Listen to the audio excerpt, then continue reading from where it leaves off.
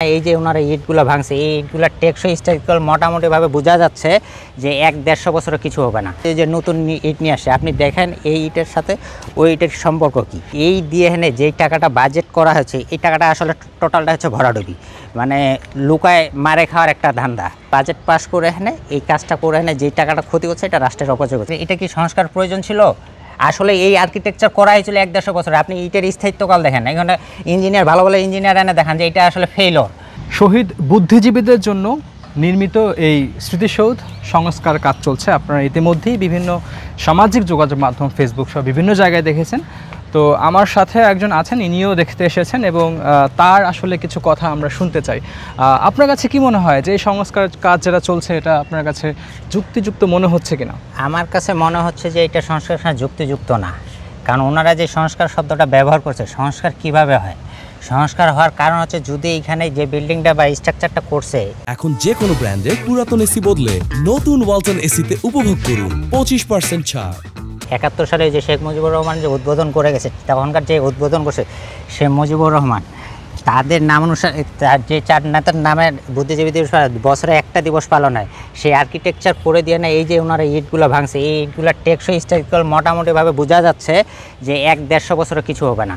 যদি এটা 1-150 বছরে কিছু না, ওনারা বললো যে আমরা সংস্কার, এই সংস্কার দিয়ে যে নতুন ইট নিয়ে আসে, আপনি দেখেন এই ইটের সাথে ওই ইটের সম্পর্ক কী। এই দিয়ে এনে যেই টাকাটা বাজেট করা হয়েছে, এই টাকাটা আসলে টোটালটা হচ্ছে ভরাডুবি, মানে লুকায় মারে খাওয়ার একটা ধান্দা। কারণ এটা টোটাল সংস্কারের শব্দ ব্যবহার করে, উন্নয়নের শব্দ ব্যবহার করে এইভাবে টাকা মারে দেওয়াটা রাষ্ট্রের অপচয়। এখন রাষ্ট্র যে এইভাবে অপচয় করতেছে, এই টাকাটা কার টাকা?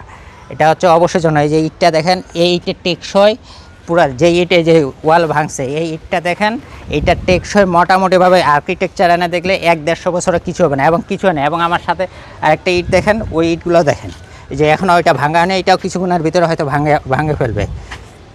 এবং আমি ওইখানে দাঁড়ায় দেখতেছি,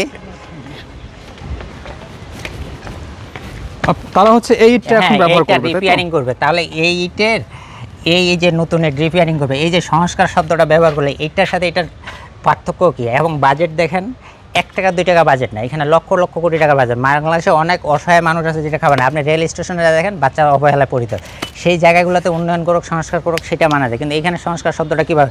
আবার বলা হলো যে পানি নিষ্কাশনের জন্য বছরে একটা দিনে এখানে বন্যা কখনো ডুবেনি। ইতিহাস বলতেছে যে 54 বছরের ইতিহাসে এখানে কখনো বন্যা ডুবেনি।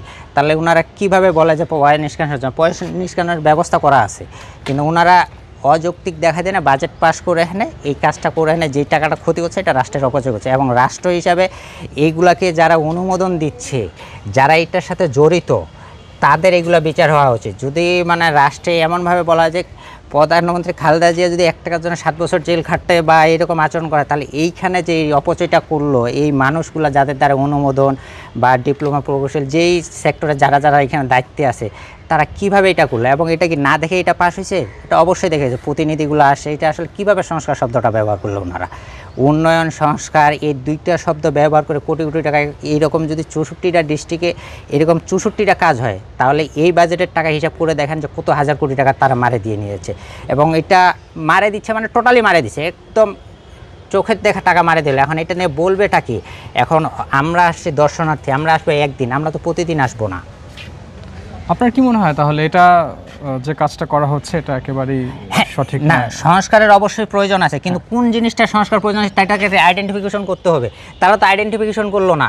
ওরা এই যে বিল্ডিংটা ভাঙলো, এটা সংস্কার করলো, এটাতে যে টাকাটা ওনারা বাজারে, এটা কি সংস্কার প্রয়োজন ছিল? আসলে এই আর্কিটেকচার করা হয়েছিল 1-150 বছরে। আপনি ইটের স্থায়িত্বকাল দেখেন, এখানে ইঞ্জিনিয়ার ভালো ভালো ইঞ্জিনিয়ার এনে দেখান যে এটা আসলে ফেইলর। ওনারা তো দেখাবে এটা ফেইলর হওয়ার পর তারা ওনারা উন্নয়ন করবে, সংস্কার করবে, রিপেয়ারিং করবে, কিন্তু কোনোটাই দেখালো না। সব কিছু পাশ কাটা দিয়ে ওরা এই বাজেট পাস করে নিয়ে এই কাজ করাবে, এটা তো না, এটা তো রাষ্ট্রের অপচয়। এটা যে ডিপার্টমেন্টেই করুক। শোনা গেল যে এখানে গৃহায়ণ গণপূজের আন্ডারে এটা হচ্ছে, গণপূজ গৃহায়ণ আন্ডারে যে মানুষগুলো এই দায়িত্বে ছিল, এরা কি এখানে না দেখে না পাস করছে, না অন্ধ অবস্থায় থাকা অবস্থায় তারা এখানে চাকরিতে করতেছে? তো এই জিনিসগুলো হচ্ছে সংস্কার শব্দটা ওরা কী জায়গায় ব্যবহার করছে? সংস্কার উন্নয়ন এইভাবে ব্যবহার করে টাকা হারা নিবে রাষ্ট্রের, এটা তো ঠিক না। দর্শক, আমরা সকাল থেকে এখানে আছি এবং দেখছি যারা দর্শনার্থী আসছেন, যারা স্মৃতিসৌধ দেখেছেন এর আগে, ফেসবুক সহ বিভিন্ন সামাজিক যোগাযোগ মাধ্যমে ভাঙার কথা শুনে আসছেন, দেখতে আসছেন, তাদের সাথে কথা বলে যেটা জেনেছি যে সবাই বলছেন যে হ্যাঁ মানে সৌন্দর্য বর্ধনের জন্য কাজ করা যেতে পারে, সংস্কার করা যেতে পারে, কিন্তু পুরো স্ট্রাকচার ভেঙে যে সংস্কার সেটা এখানকার যারা দর্শনার্থী আসছেন বা আশপাশের লোকজন আসছেন তারা এটাকে সমর্থন করছেন না।